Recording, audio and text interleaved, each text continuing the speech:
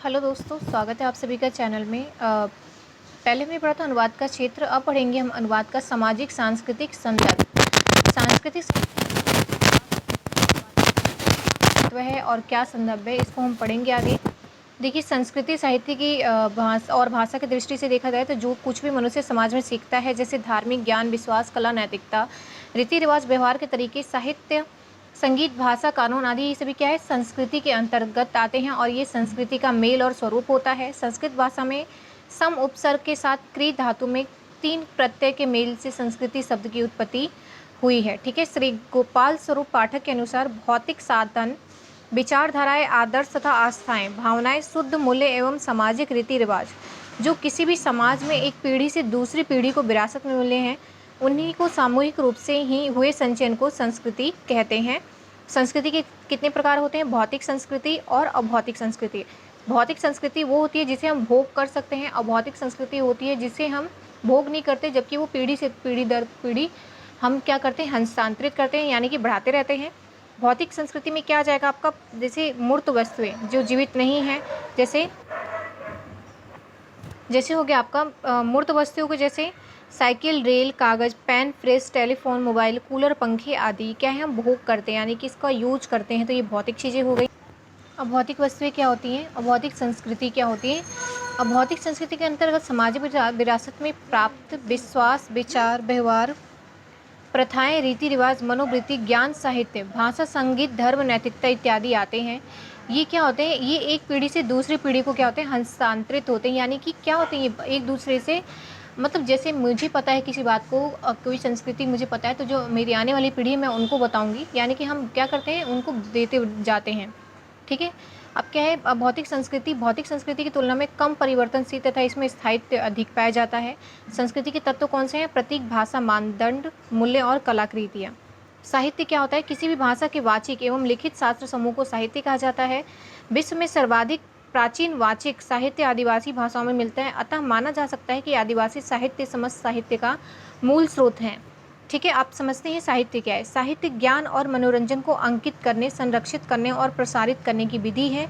ये सामाजिक, राजनीतिक, आध्यात्मिक, वैज्ञानिक, ऐतिहासिक, भौगोलिक और मनोवैज्ञानिक आदि पर आधारित हो सकती है। तो जो साहित्य होता है, जो हमारी लिटरेचर है, जो हमारा साहित्य है, जो हमारे वेद हैं, उनको क्या करें, हम संभाल के रखते हैं। ठीक है। ये हमारी क्या है, ये साहित्य है। ठीक है। वास्तव में विभिन्न काल्पनिक एवं गैर काल्पनिक निम्नलिखित कार्य को संदर्भित करने वाला शास्त्र क्या कहता है, समूह ही साहित्य कहलाता है। साहित्य के प्रकार 3 होते हैं: गद्य साहित्य, पद्य साहित्य और चंपू साहित्य। गद्य साहित्य में आपका रस, छंद का प्रयोग नहीं होता है।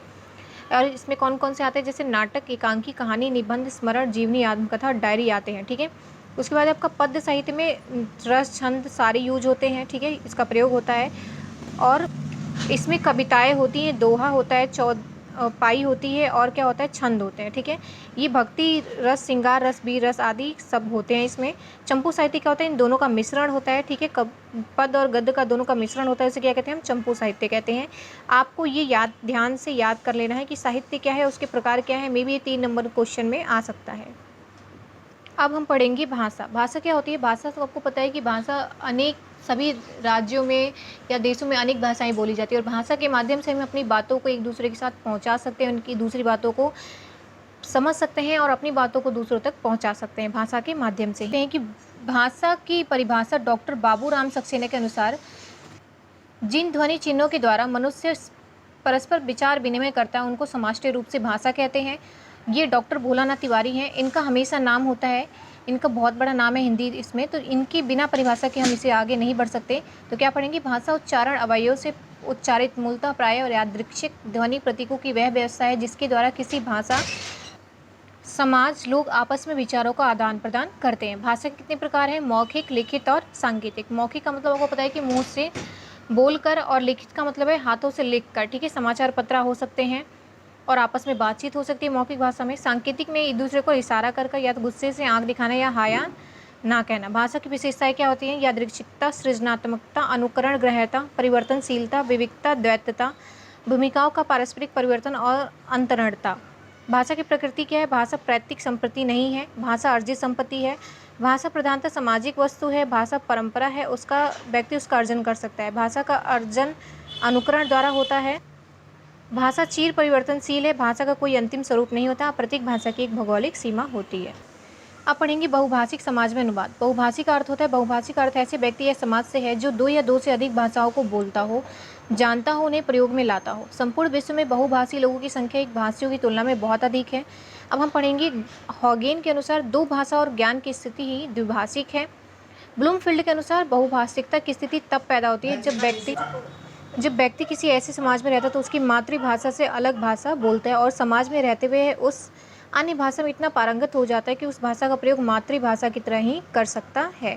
अब है हमारा भारत में बहुभाषिकता। बिल्कुल भारत में बहुभाषिकता है, क्योंकि यहाँ पे क्या एक कहावत है यहाँ पे कि कोस कोस पर बदले पानी, 4 कोस पर बदले पानी की। हर जगह यहाँ पे बहुत सारी भाषाएं बोली जाती हैं, अलग बोलियां पोशाकें हैं, सबकी अलग कहानी है। प्रेम की डोर में बंधे हुए सब भाई हिंदुस्तानी हैं। बहुभाषिक समाज में अनुवाद का महत्व को पता है बहुत है, क्योंकि यहाँ पे अगर कोई बिज़नेस करने आता है तो उसको हमारी भाषा नहीं आती होगी तो हम क्या करेंगे, वो हम में से ही किसी को एक अनुवादक के रूप में रखेगा, क्योंकि इसमें अनुवादक की जॉब ज़्यादा लग सकती है। ठीक है, तो भारत शिक्षा के क्षेत्र में बहुत बहुभाषिक समाज है, अतः शिक्षा के क्षेत्र में जहाँ यहाँ अनुवाद विभिन्न प्रकार की भूमिका निभाता है। एक भाषाई शिक्षा की तरह यहाँ भाषा शिक्षण और ज्ञान विज्ञान के आदान प्रदान के अतिरिक्त शिक्षा माध्यम के कार्यान्वयन में भी अनुवाद का सहारा लिया जाता है। जितनी अधिक भाषाएं जितने अधिक प्रयोजनों के लिए प्रयुक्त की जाती हैं, उतने ही अधिक क्षेत्रों में अनुवाद की जरूरत पड़ती है। जैसे हम भारतीयों का वास्ता हर वक्त अपनी भाषा क्षेत्र से बाहर से लोगों से ही पड़ा रहता है। हम अनजाने में ही उनसे अपनी भाषा में बातचीत करने लगते हैं जो उनकी समझ में आ सके। ठीक है, जैसे पंजाब या बंगाल, राजस्थान, गुजरात से आया व्यक्ति स्टेशन पर उतरते ही टैक्सी या रिक्शे वाले से हिंदी में बातचीत करना शुरू कर देता है, ना कि बंगाली, गुजराती, पंजाबी या राजस्थानी में बात करता है। ठीक है, अब ये है कि बहुभाषिक समाज में अनुवाद के क्षेत्र। देखिए, अनुवाद के क्षेत्र हैं तो कार्य के क्षेत्र भी जरूर होंगे, क्योंकि कार्य का अवसर यहाँ पे आपको प्राप्त होगा। शिक्षा के क्षेत्र में सबसे ज़्यादा ये है कि ज़रूरी नहीं है कि सारे बच्चे हिंदी और इंग्लिश में पढ़ें। सब इसमें से मोस्टली बच्चे अपनी अपनी लैंग्वेज में पढ़ना पसंद करते हैं, जो जहाँ का होता है।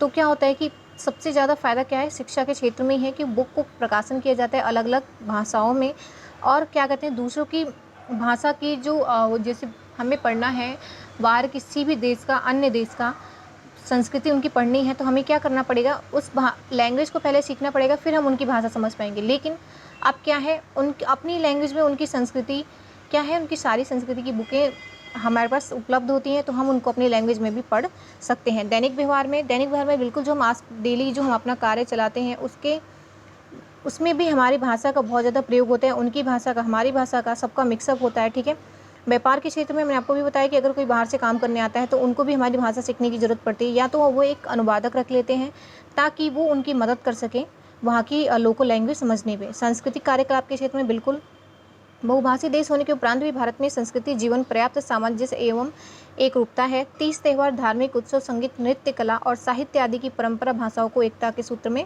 बांधी हुई है। दूसरा आपका कि साहित्य के क्षेत्र में भी है। भारत में जैसे बहुभाषी देश में अनेक बोली भाषाओं में प्रचुर मात्रा में साहित्य उपलब्ध है और इसी साहित्य आदान प्रदान के लिए अनुवाद की आवश्यकता होती है। साहित्य के माध्यम से हम उस भाषा के वहाँ के रीति रिवाज, संस्कार, आचार विचार और व्यवहार का लेन देन कर सकते हैं या दे सकते हैं। इसी के लिए अनुवाद महत्वपूर्ण भूमिका निभाता है। ज्ञान विज्ञान के क्षेत्र में जरूरी है, कोई भी देश या कोई भी समाज ज्ञान विज्ञान के क्षेत्र में तभी दूसरे देश या समाज के ज्ञान विज्ञान की तकनीक को समझ सकता है जब वो खुद अनुवाद का सहारा लेता है। बहुभाषिक समाज को अपने ज्ञान विज्ञान के समुचित विकास से जुड़ने के लिए भी अनुवाद की आवश्यकता होती है। इसी तरह इतिहास, समाजशास्त्र, अर्थशास्त्र, दर्शन आदि के क्षेत्रों में भी अनुसंधान और चिंतन की जानकारी भी समाज की विभिन्न भाषाओं में अनुचित होना आवश्यक है। ठीक है, ये अनुवाद की ही देन है जो भाषाओं 2 देशों के बीच और 2 विदेशी भाषाओं को बीच भी होना चाहिए, और हमें क्या करते हैं अनुवाद के माध्यम से ही हम सारी भाषाओं को समझ पाते हैं। फिलहाल के लिए इतना ही, धन्यवाद।